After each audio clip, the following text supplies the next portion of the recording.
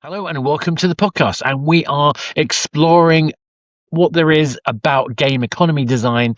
And I'm very lucky today to be joined by Christopher. Chris, tell us a little bit about yourself, your background, and what you do. Yeah, my name is Chris KS. I'm a game economist. So I do everything from game economy design, how much of this material should somebody be able to grab from the environment, and how many of them does it take to create a sword, and so on and so forth, all the way to data analysis and data science. So studying the game, what are players doing? Why are they doing it? And using that information to infer what we should do to change the game. So it's this nice kind of cyclical process. So that's my official kind of role. I work at a space MMO called Star Atlas currently. And yeah, it's been a real pleasure to kind of see a space MMO or an MMO economy come from literally nothing to where it is today with a full flourishing kind of galactic marketplace. So really Well, cool. exactly. And obviously, there is an elephant in the room in that particular market. EVE Online, the guys there have done an amazing job of having a realistic economy in that process. And I was talking to some of the guys, one of the designers there, when I was out in Poland a few weeks ago, and the decisions that they've had to make about when to intervene, when not to intervene, how not to. And largely, they've taken a kind of very laissez-faire view, which has been problematic to deal with because essentially, I mean, we'll get into this later, I'm sure, but as some people will know, large amounts of in-game money and real money has essentially been lost in massive corporate wars and conflict, and importantly, theft. And the idea that theft in a game is also a game, but yeah, anyway, we'll get into that later. I want to step a little bit back because a lot of the people I'm talking to often are coming from a game design background, pure and simple. So they're there to make the game. But in your case, you've also got an actual proper economics background. Now, I'm a complete faker when it comes to economics. I have an A level, a very, very poor A level, but I find it ironic that I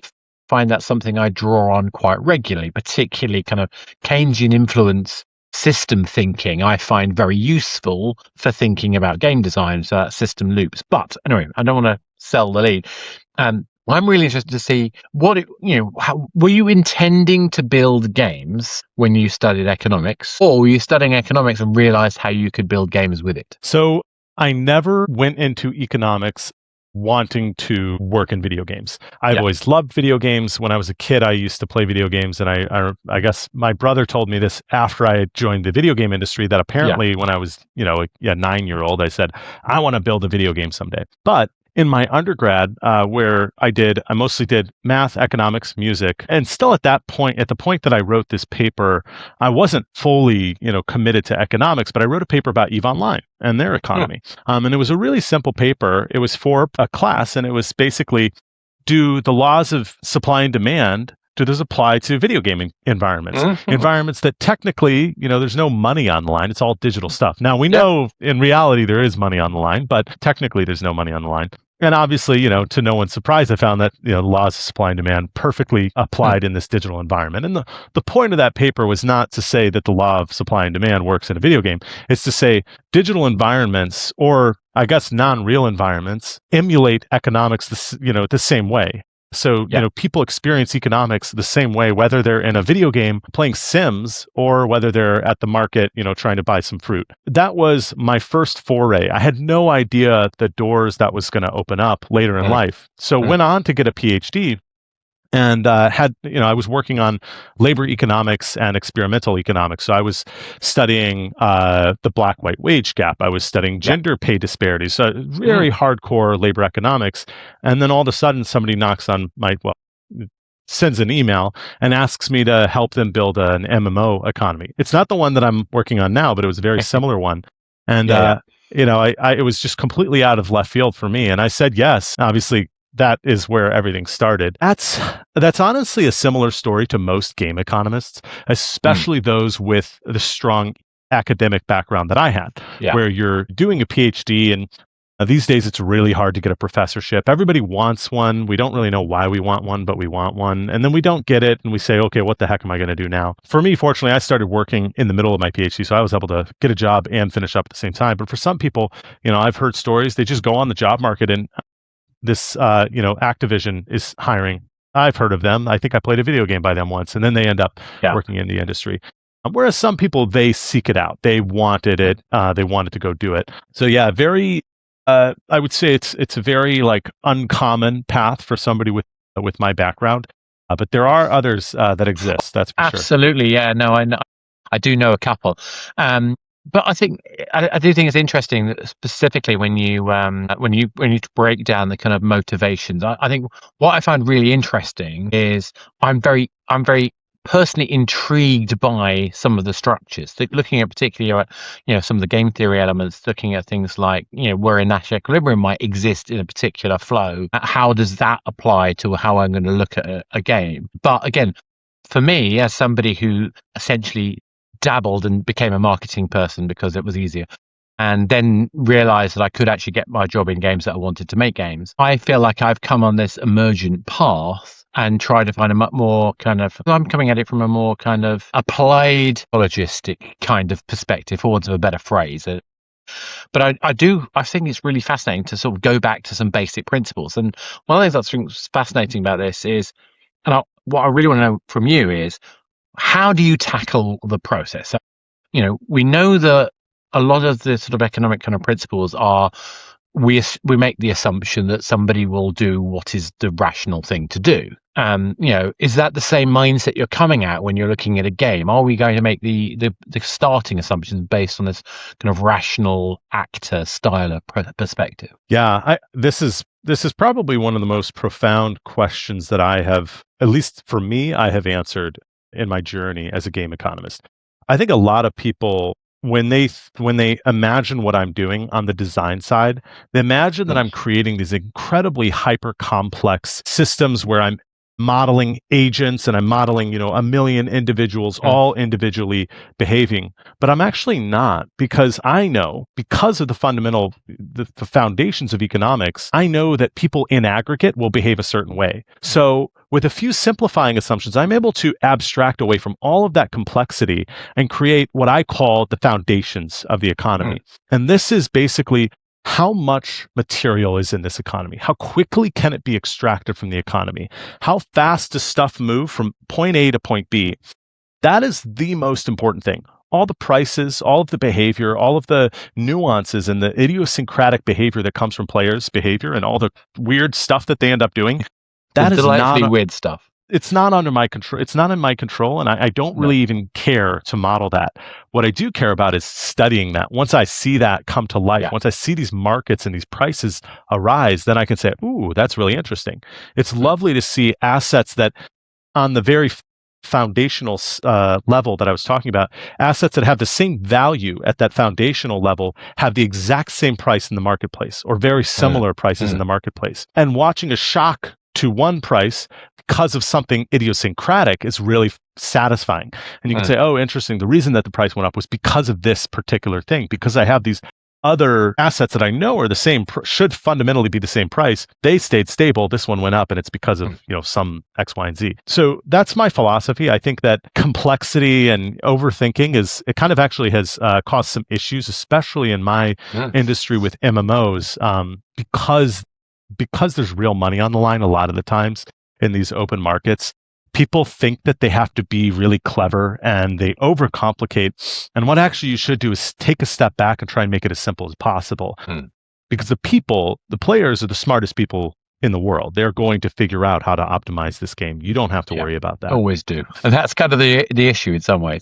So, I mean, let's get to sort of brass tacks about what this kind of means. So in my head, I try to sort of separate out the gameplay elements. So things like the things that drive progression, the things that ease play against the difficulties that we're going to encounter in particular circumstances. Obviously, I'm trying to be abstract as possible because we want it to be as applicable as possible to other games. But I also try to pay attention to then what real money will later have an impact. So I do keep the things separate. I want to make sure that the economy functions, and then I want to think about how, when you introduce this I think of it like an externality. There's an external factor, which is, I'm not just going to put my energy and time into play. I'm actually going to exchange it for some actual external real money cash. And again, I'm not trying to define this as necessarily a game that is going to be in-app purchase, free to play, all that kind of stuff, although it is likely to be. I think the same principles of understanding how the balance of a game operates in and of itself is separated out, whether it's through a DLC pack or through some other mechanism. So it's seasonality, whatever else it might end up being. And as you introduce new activities and events, that is going to have an impact on the elements in availability pool of that economy. Does that make sense? Yeah, I think you're hitting on this idea that you have different archetypes, you have different players at different progressions, through the game. If you're balancing like a single player game, you want to make sure that level 1 is balanced for a level 1 player, level 99 is balanced for a level 99 player. If that is what you're kind of getting at, probably the most hands-on I ever was in the design process in terms of making some strong assumptions was, okay, I've got to balance this economy to somebody. In other words, how hard is it to create an engine in this game? How many hours does it take? Well, when you're asking that question, you also have to ask, what type of player are we talking about? If it's a player with a very small, maybe they got one ship, one small tiny ship versus a person with the massive fleet, there's two totally different concepts there. So that was probably the most hands-on that I ever got, where I was like, okay, this is my median player, or my typical player. And that's the person who I'm balancing the economy to. And then anybody who's above that is maybe going a little fast. And then anybody who's a little below that is maybe going a little slow. So yeah, that's kind of how I think about it.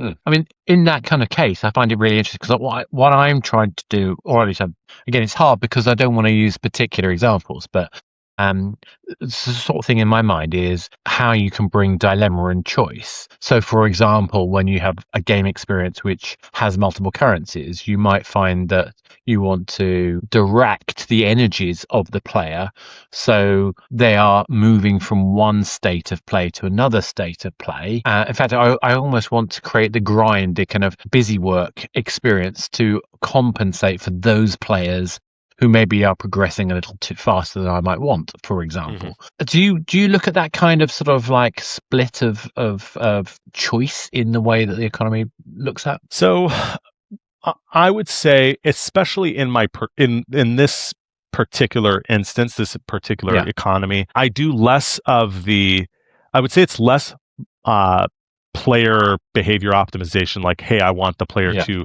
buy more of this item, kind of that free-to-play style of game economy design, and more, I want to provide a massive smattering of options that the player can, I'm gonna get a little bit of this, I'm gonna do a little bit of this, and try to balance them such that one path is not objectively better than the others.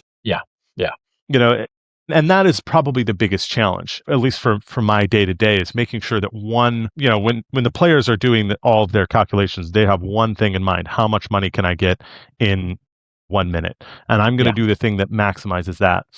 Trying to make sure that that's varied and it changes depending on the type of player.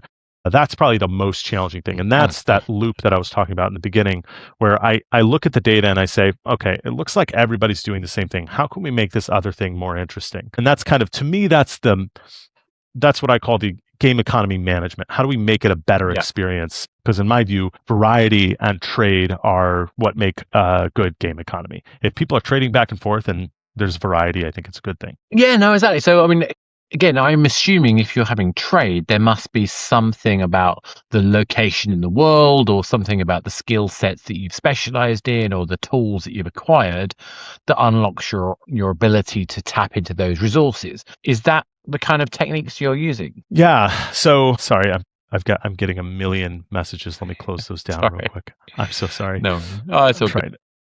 I know you'll have to edit this out. It's just, I get a ping every 20 seconds. Oh, I was getting one earlier. It's all good. One person sending 8 messages. Okay, apologies. Would you mind redoing? So I was talking about trying to get into under the bonnet of when you've got these experiences where you've got trade. So where you have trade, presumably you need to have something where the people have some capacity to make them more likely or able to deliver one type of resource which is in demand for some type of activity for another kind of resource. Exactly. How do you define, how do you kind of approach solving that problem? So, yeah, this is the concept in economics. We call it specialization. And it's one of the first concepts you learn in Econ 101. They call it the Robinson Crusoe economy. One guy is better at making sticks, and one guy is better at making rocks. And I forget what one guy's better at catching fish and one's better at making shelter. What's the trade there?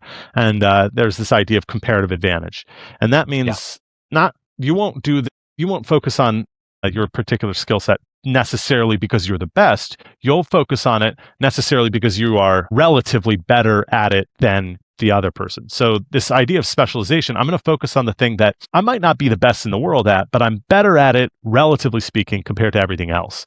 There's a higher return for that than anything else. And so this is a concept that I kind of live and die by. My goal, and this is why I said trade is so important. If there's trade, then that means that there's specialization going on. If everybody could do everything, there would be no trade, because then everyone's able to fill all of their needs. And to me, that doesn't make for a very interesting MMO economy. Or maybe there's free-to-play single-player games where that's a perfectly fine thing. You think about a farming simulator, you're kind of supposed to be able to do everything. That's the point of it. But, in an MMO where you've got local marketplaces where, okay, I'm going to go to this area and I'm going to sell this item because it's scarce over here and it's not scarce over here. I grab it.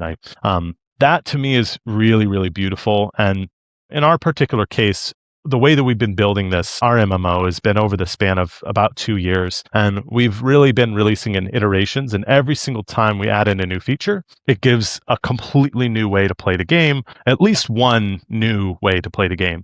And what we found is that every time we add variety, or what I call an opportunity for specialization, we see that volume, in terms of trade volume for the iron and engines or whatever, that increases. So that's a really cool thing to see. And it's kind of a measurable, something you can measure and see in the data. Okay, this is resulting in what we want. One of the things I think by the way, this is exactly, love it. The specialization thing I think makes a lot of sense, and adding game modes I think is I mean game modes in the more kind of generic sense, not a specific mode. A method where I can introduce some other tactic, I think, in itself is fantastic. One of the things I think the other side of that coin is a kind of inevitable consequence, which is when you have people who have new methods that they can operate on, there are people who have yet to unlock those new methods. And so you will typically have a lot of people who are early in their journey of the game able to produce vast quantities of a resource, the lower level resources, therefore making them less valuable dynamically, assuming your economy can handle that. I mean, do you look at this kind of like some sort of dynamic equilibrium in terms of literally supply versus demand type models? So this idea that these, like in EVE Online, I think the most common item in that economy is called tritanium, and it's one of the first things you can possibly mine when you get out into the galaxy, and it's basically worthless. You can get probably 1 million units for a fraction of an ISK or something like that. I don't know what the prices are. Yeah, this is definitely, again. And I really liked what you said earlier about the EVE economists being a little bit more laissez-faire, because I do think that that's my style. I don't worry about the prices of low-level assets as much as maybe some other people do, or maybe I should. But the way I see it is these are entry-level items. And if I'm doing my job right, there should be a level of burn in the economy that is compensating for that sink. So player 123 comes in and she starts mining up a bunch of tritanium, which is, and she ends up accruing 100,000 units. We should have some sort of sink, at least it's my view, that's burning that. She can go and continue doing this over and over and over again, but there should be some natural sink in the economy. A really straightforward, it would be in our economy, we have a hydrogen is one of the raw resources. You can go out and you can get it and then you craft fuel from hydrogen. And the idea that I have is there should be it's almost like a tax built natively into the game such that everything you do is going to cost you a little bit of fuel. So you have to compensate that fuel consumption with production.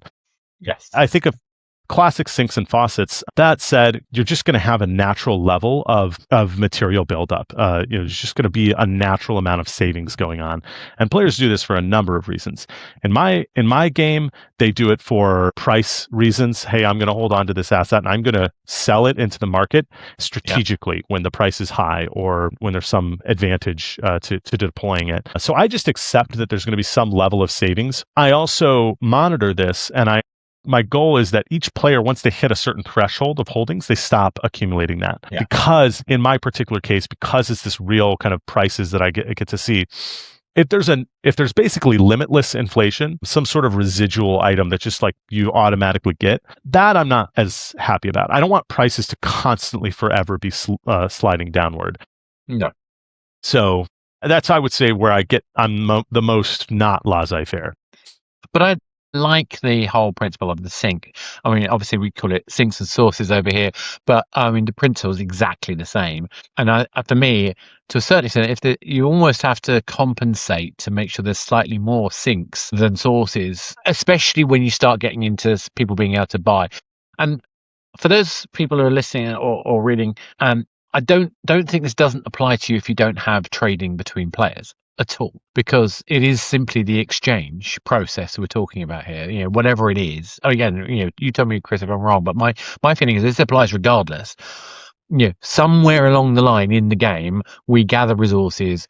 We then exchange those resources for some progress or some function in the game. And that's a material thing. That is the essence, I think, of what balance is those sinks and sources. And you're exactly right. Just because there's not a marketplace with a price, prices are actually just a ratio of quantities. That's what a price is. It just so happens we've come up with this handy dandy thing called a currency that allows us to more easily figure those ratios out. So in a single player game, even if there's no trade at all, there's still a ratio of, I'm going to give you 2 of these in order to get 1 repair, or a patch for my wound. And you can see it. I love games where The Last of Us is a great example of an incredibly harsh, tight economy. I mean, you go through that game and you're like, I need more bullets. There's not enough healing packs. I'm notorious on my going really hard on The Last of Us for 2 reasons. One, it is one of the best games ever made. I totally agree. However, it is also a game that has, I can't really put it delicately, but there's a bunch of, they solved that problem with this, what I would call designer bullshit. The reason is this, okay? Rather than having it in the economy, what happens is if you stealth attack someone, they have no bullets. If you shoot them, they do. So they're not actually managing the game through the economy. They're basically brute forcing it through basically nerfing the rewards. Interesting. I did not know that. Yeah. You cannot. An enemy will not drop bullets if you stealth kill them. Might, but very much less, notably less. Same enemy, refought, does not drop the bullets. Now, most people wouldn't care. I'm that guy who cares. I know it's me. I think that's super interesting because one of the economic principles is this idea of being able to optimize or be smart. And you're going to go out and you have this constraint. You can't get around that, but you can behave differently in order to get around, to try to work around this constraint. And I kind of agree with you. It's almost, it goes in the face of this concept. It basically says, no, you can't optimize. You have to play it this way. You're not allowed to do any better than this level. Exactly. And don't get me wrong, I actually do have some sympathy, although it annoys me.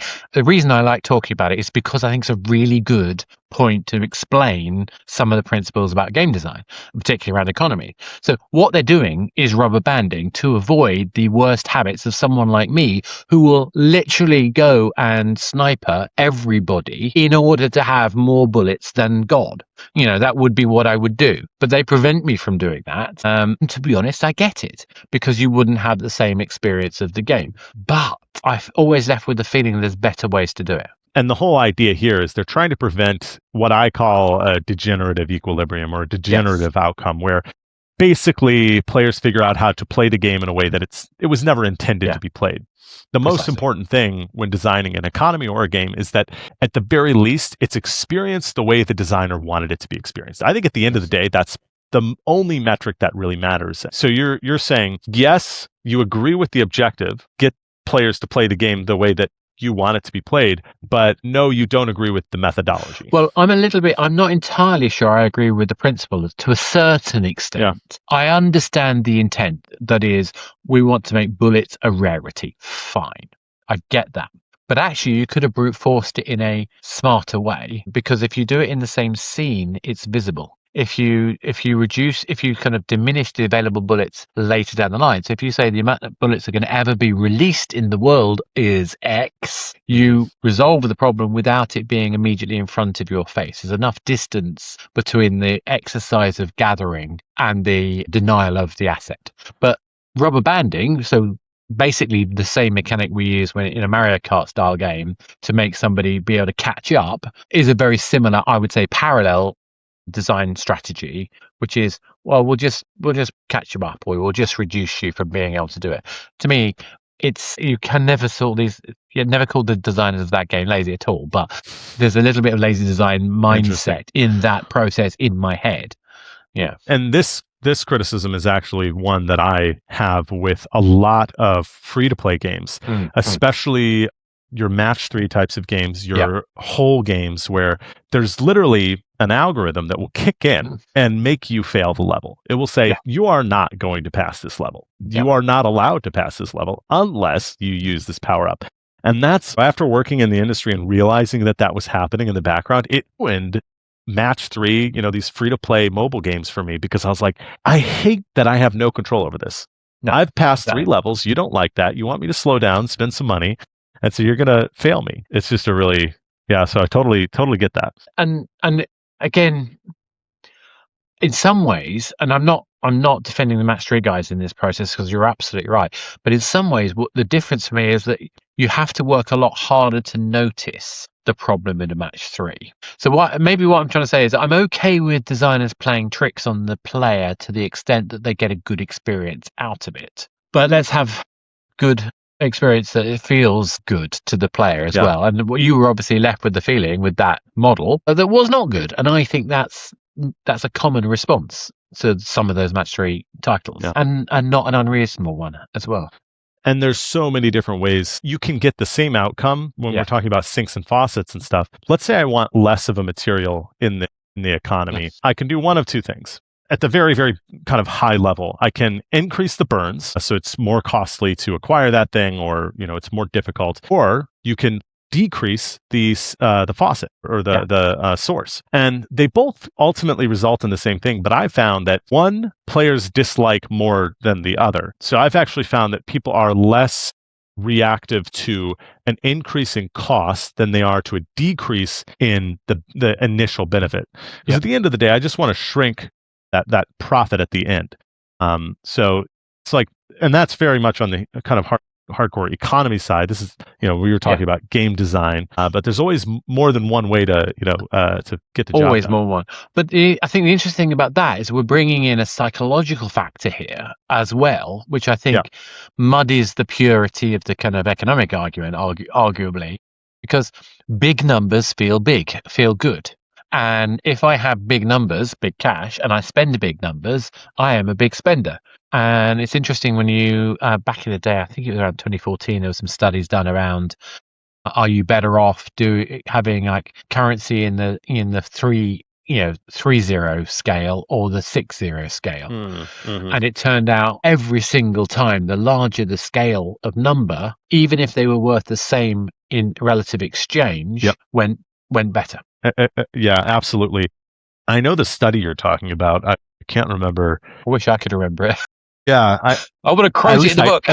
At least I think I know what you're talking about. But I mean, there's a whole bunch of really interesting, and this is where economics in the 80s, 90s, they started to go into this direction of what's called behavioral economics, and it really starts to pull on that psychological research or the psychology literature, and it starts to mix psychology concepts with our economic principles, and there's different opinions of is this the way we should be doing economics?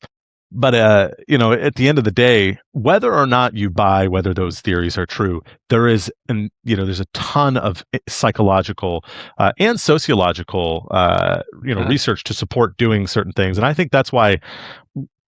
One of the things I love about being a game economist is that it's perfectly okay for me to use that literature and use those theories without having to fully justify it, with this big, long 30-page theoretical model like I would if I worked in academia. I think that's one of the great things about being a game economist, and why it's such an abstract thing is because sometimes I'm doing psychology, sometimes I'm doing data science, and sometimes I'm doing just regular old economy. And in these games, we're able to make these experiments at amazing scale. Yeah. I mean, most academic structures couldn't even dream of doing tests at the scales that we're able to do. And that was the whole point of that paper that I wrote when I was an undergrad. I was like, man, there's all this literature, there's all this content, there's all this data that nobody's taking advantage of. And sadly, it's still not taken advantage of in the academic world. And there are a number of reasons for that. Data availability. Some companies are very touchy about their data. Yeah. And there's only been one or two major studies that have used game economy data in an experimental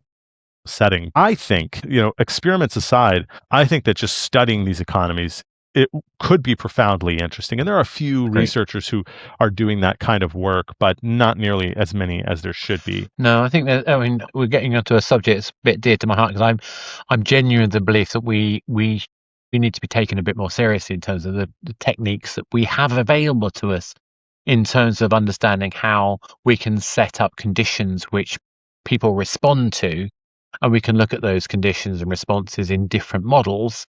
One of the questions I think we have, though, is how do you make sure that the data setup is experimentally viable? Because it's not as straightforward, because especially if we do things like I'll test something and see what the response is, and then introduce a larger audience and see if my suggestion was true, because we're dealing with a constrained space. So inevitably the constrained space itself is biased, because it's been designed in a particular way, arguably. Yeah, that's interesting. I mean, I think if there's any bias associated with so by bias, I mean, in the widest sense. Yeah, I mean, I think if there's some tertiary or secondary effect from whatever the treatment, whatever the feature is, then you have to just couple that alongside the treatment. Yeah.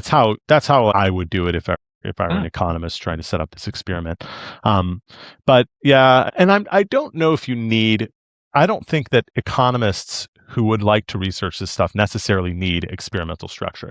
I think there's enough to just research. A lot of the early research, in the early 20th century, and honestly, even through the 1980s, 1990s, was a lot of the best research was really just a couple of stylized facts. Hey, this mean is higher than this mean. And that was profound. Now we have a lot of really cool models and we have fancy statistical analyses that we do, but ultimately there's so much to be learned, I think, from these environments by just studying them. You don't even need the experimental setup, although that's what wouldn't that be gravy though?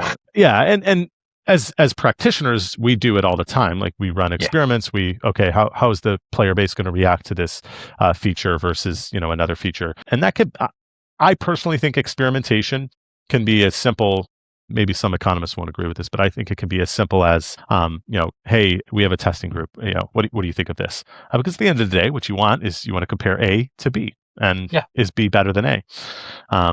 But academics don't get that luxury, and frankly, I think that there's still this misconception that we're talking about toys and we're talking about kids' games when it's completely so not. Yeah, I think there was a Hootsuite report talking about something like 86% of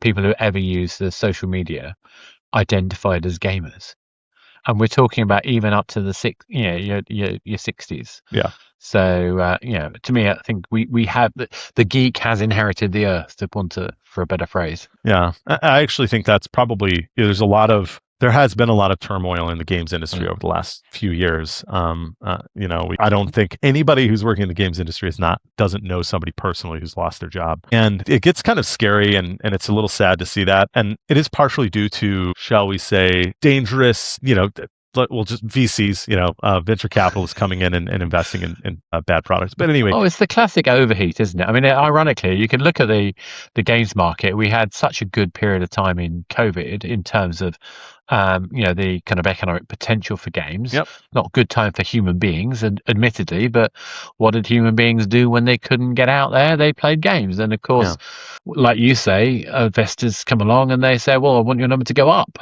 Well, we knew, in hindsight, it was obvious it would never go up because it had been to this huge peak. And what has it done? It's reverted back to the same arc that it was prior to COVID. Exactly. Where I was going with this is it is still, it's still a positive trend. Yeah. As the player population ages, what we're seeing is that more and more and more people play games. I mean, I can't remember what the stat is, but like 75% of people under 18 in the United States play Roblox, and maybe they're going to stay Roblox players their whole life, but they're going to play Microsoft games. They're going to play, I almost said Activision games, but I guess those are the same thing now. But, they're going to play Riot. They're going to play all these different games. And so the population of gamers is ever increasing. And I think it will continue to increase for a good 20 years. So that's why, I think in the short term, it's been painful, but I think in the long term, we're in really good shape. Yeah. I mean, it's, from my experience, it's been the worst. The 23-24 period has been the most difficult time I've ever seen in 26 years of being in the industry. But as you say, we saw the first seeds of that moving forward in March. Now, we're still seeing redundancies. We're still seeing companies shutting down, and of course we are.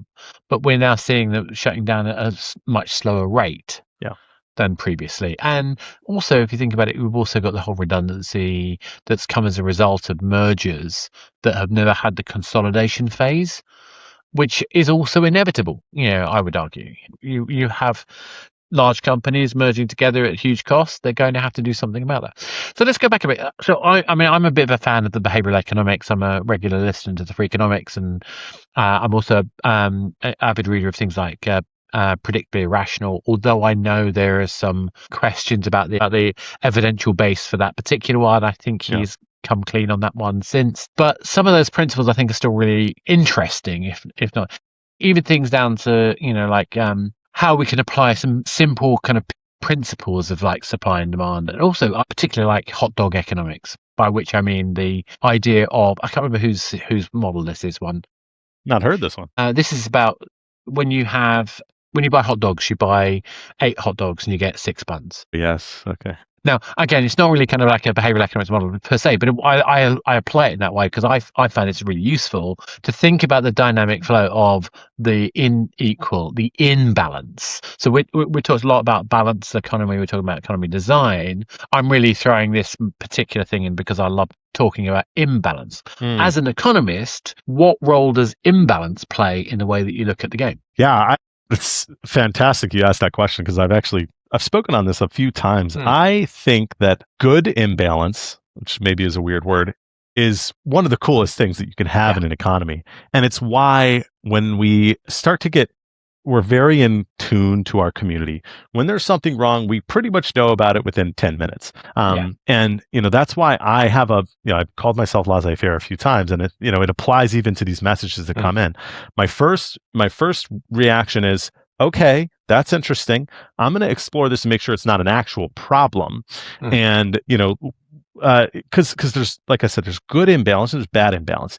Bad imbalance, in my opinion, is something that, we were talking about it earlier. If there's a button that accidentally gets stuck in the down position that gives the player a hot dog, since that's on my mind, every minute, that's a problem because they're not doing anything to get that hot dog. Now, if there's an imbalance in my game, for example, where we have our map is split up into 3 factions, one faction has easier access to, one mineral, and the other faction has easier access to this mineral, and this faction, maybe they don't have good access to any mineral. This is potentially controversial, but I actually think that's really cool because it creates dynamics between the regions.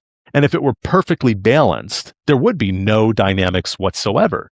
Exactly. So I actually think it's super important, and it's why I strive to create this, this game that's constantly changing, and it's why I have actually written a blog post about this. I think that perfect balance is BS. I don't know if we're allowed to swear on this podcast, but I think that's fine. I think it's an impossibility, first of all. And second of all, the second you get it, if you were to get it, 5 minutes later, it's going to be gone, especially if you have a live kind of MMO. So yeah, I really love this idea of imbalance. Again, I think it's something that we don't talk enough on. I think I've looked at what you wrote about that. I totally agree with you. It's the principle of getting that, because it is the imperative to act, and having not enough of something creates an imperative to act. And I think this is something that connected to something that I was talking to a friend of mine, Todd Kelly, about. He's another game designer. He talks about the possibility space. And one of the things I like about imbalance is it allows us to create essentially this this open area where possibility can happen because of the different exchange rates of various topics and elements around there, gameplay occurring, and this imbalance. And then I think those still like the instigating factors of this idea of a possibility space. Emergent gameplay. Yeah. Almost very similar concepts. Yeah. It's like I want to say it was Rocket League that had this, like, the players discovered this move that you could do that was clearly not intended. And I believe they ended up designing it into the game. They kind of, they leaned into it. It wasn't obviously game breaking, but it became a skill almost. And it was never really meant to be played that way. But those types of, those emergent phenomenon that come from physical games that use, really complex physics engines. I think there's an analog in economic systems, and that's why I think economic systems should be as open as possible, because it allows for so much room. One of the things I hate is when game economists, especially in a free market game like mine, try to implement price controls. And unless there's a really, really good game design reason you're doing that, I think it's almost always a bad idea. If you are upset because a price keeps going up or a price keeps going down, you need to figure out the fundamental problem, the fundamental reason that that's happening, not rely on some silly price control mechanism. I think keeping open is super important. I don't tend to do kind of like price fixing like that, but I am interested in things like, so I to make my life easier because of the different, trying to balance all the different resources and so on and so forth, I have a principle where I will typically have an anchor currency, by which I mean a currency which can only be acquired through play. So I know how quickly that can be earned. It's fixed.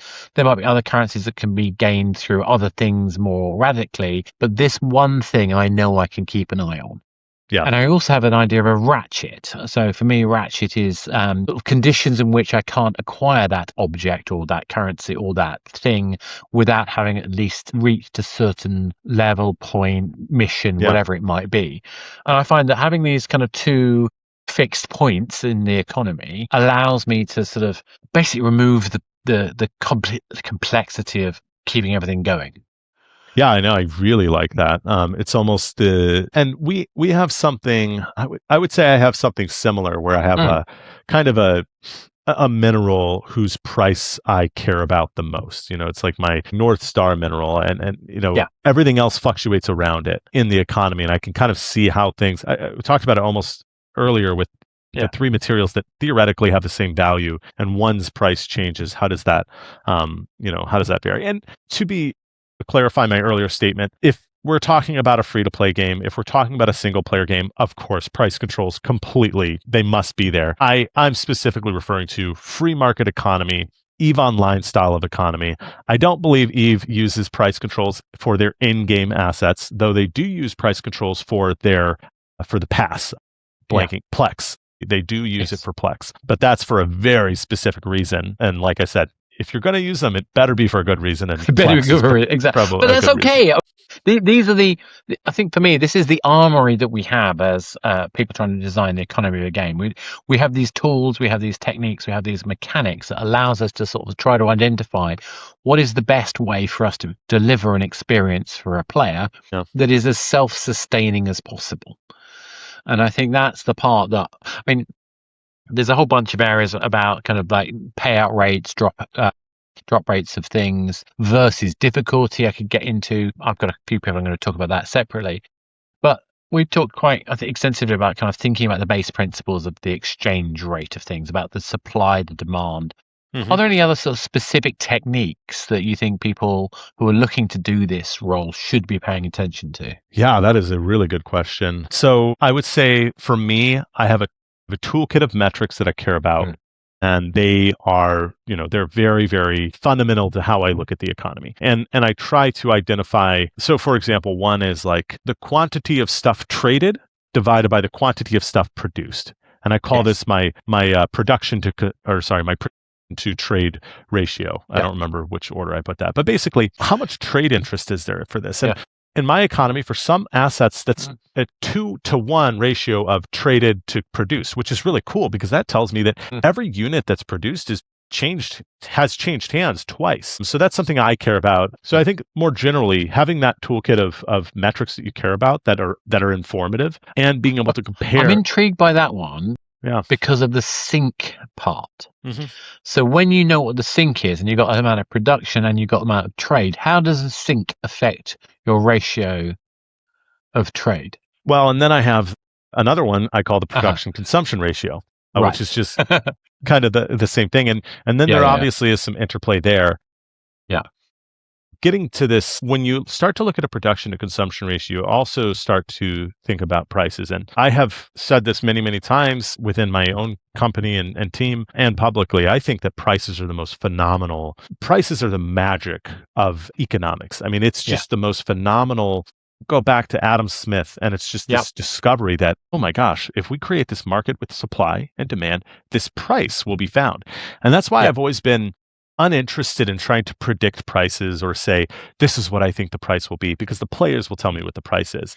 And it's so beautiful. You can just start an economy up and their price will appear to you.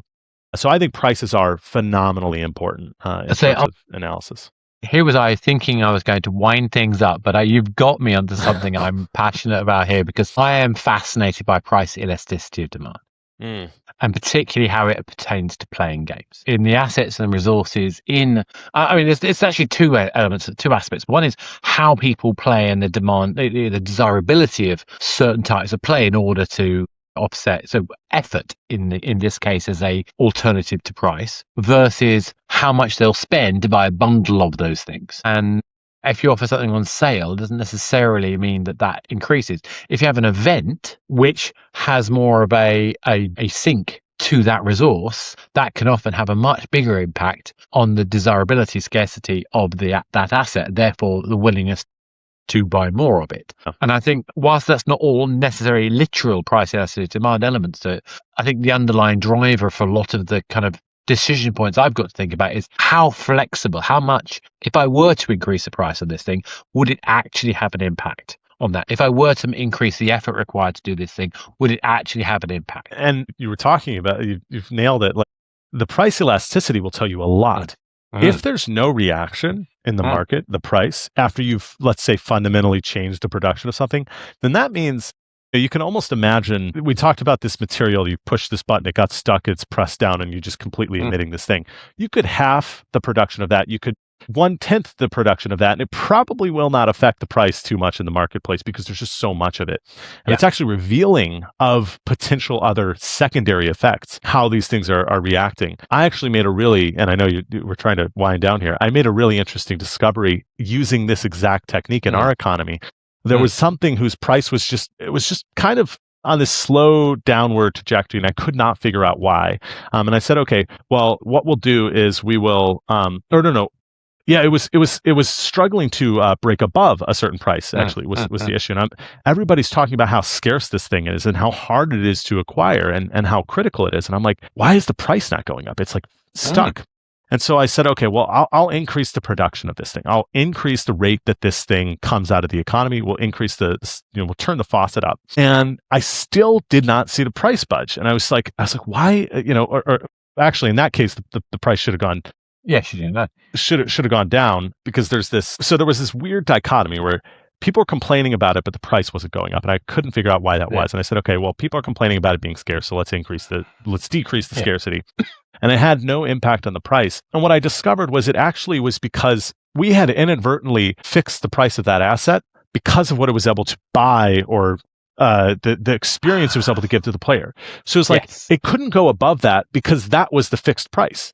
Yeah. It wasn't worth more than that. Yeah. And so what I realized was I need more sinks for this thing. I need more. Exactly. And so it was this really profound kind of discovery using that exact idea. Yeah. Price elasticity. Totally. And for me, this is why because I have a very simple kind of column-based, I think of it like double entry bookkeeping when I do sync source analysis. Every utility item in the game, I try to map. Is it something related to the player and their kind of identity? Is it to do with the actions in the game? Is it to do with the progression in the game, rewards or offers, that sort of thing? And I try and get people to think of not just like you got to have one sink and one source, but can you have more than one sink? And I think as soon as you sort of have this, again, back to the hot dog economics, the imbalance thing, The more that we know there are enough sinks to make that viable, then you're introducing choice, which makes the decisions that people make meaningful, tapping into the psychology part of the game. Yeah. But also you've then got the opportunity to make a retail not seem unfair, provided that scarcity is something I have control over, or not necessarily control, but I feel it is natural. If anything in a game can be natural. I think there's a lot about scarcity, which is really super important and drives all of this elasticity. But at the end of the day, if it feels artificial, it feels fixed, it undermines the meaningful nature of play, in my opinion. Yeah. No, I totally agree with that. Cool. So any other sort of tips or tricks that you would recommend people think about? Any kind of, areas that are worth exploring, that tapping into the economic realm? Yeah, I mean, I think I've obviously expressed some of my philosophies around game economy design.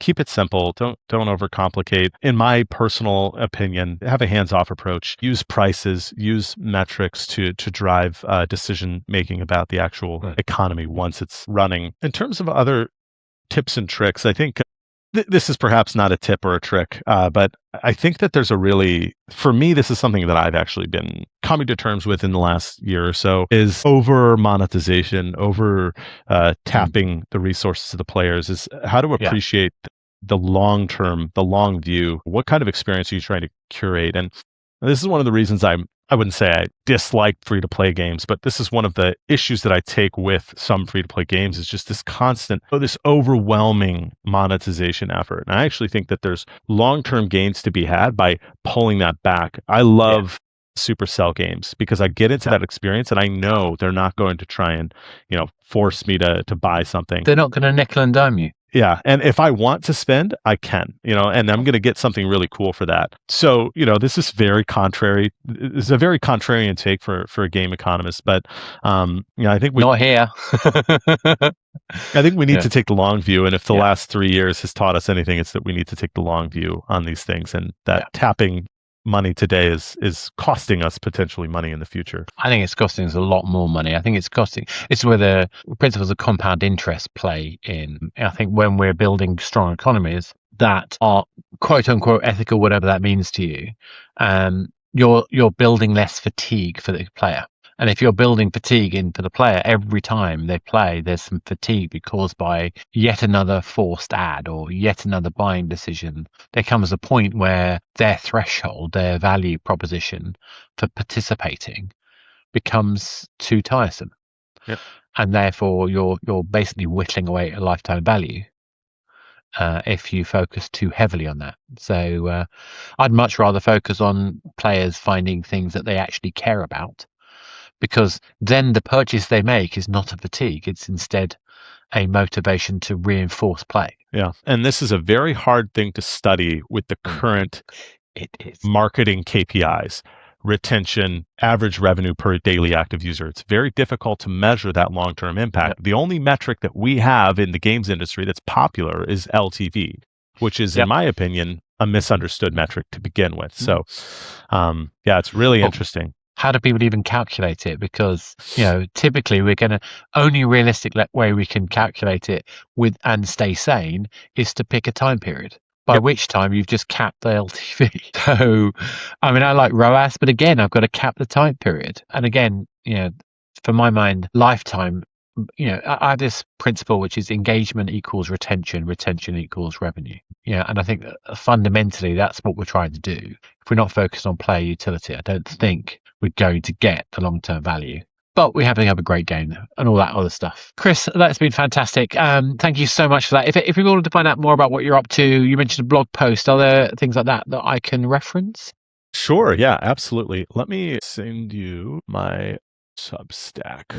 Fantastic. I post once every 2 weeks. I'm not, I think I've got, let me go to my actual, how many every 2 weeks is pretty damn good. Yeah, I've only been doing it for 2 years, I think. So, I don't know if this is my dashboard. There we go. I think this will get you there. So this is my blog posts and the variety there. Sometimes I'll talk about the games industry more generally. Sometimes I'll talk about very, very specific things to my job. Like, it'll be as broad as, hey, here's my thoughts on shooter games, all the way to, here's a line of code on how I calculate this, And then I also do a podcast with a couple of industry buddies of mine, Phil Black, Eric Wan. If you want to refer to that, no pressure. Let me get that one real quick. Oh, sounds good. Sounds good. And that's Game Economist. It's very focused on game economy, kind of from the perspective of game economists. Sounds good to me. Like I say, I'm trying to get a nice broad range of views, so I'm very happy to talking to people.